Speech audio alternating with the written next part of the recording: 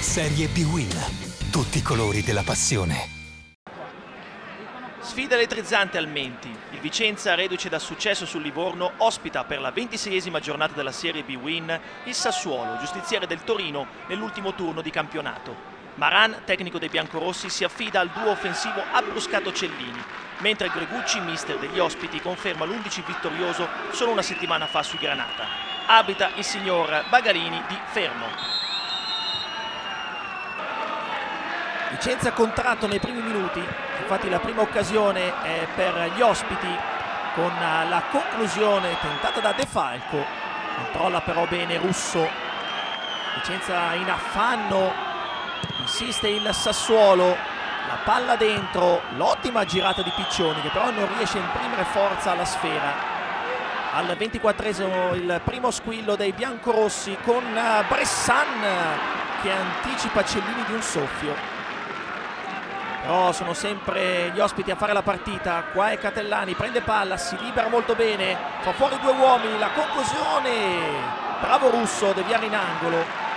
Ottima l'azione dell'attaccante del Sassuolo, ha provato con il destro a trovare la rete, bravo Russo. Vicenza sul finire del primo tempo con Gavazzi che semina il panico in area sassuolese.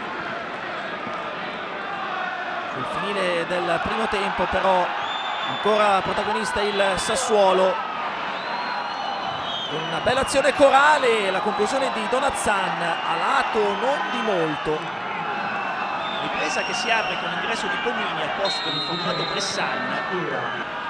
Pronti via, il Sassuolo passa, palla in profondità, Catellani non ci pensa su e con il destro fredda Russo, gran gol di Catellani, quarto gol stagionale. Guardate il destro a spiovere l'attaccante del Sassuolo.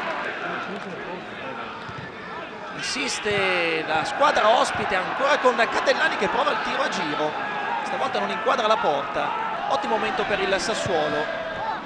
Vicenza non ci sta, prova a reagire, conclusione però altissima da parte di Solido. Occupato Maran, azione però di botta, la palla dentro per Abbruscato e arriva il pareggio del Vicenza, 11° gol per Abbruscato.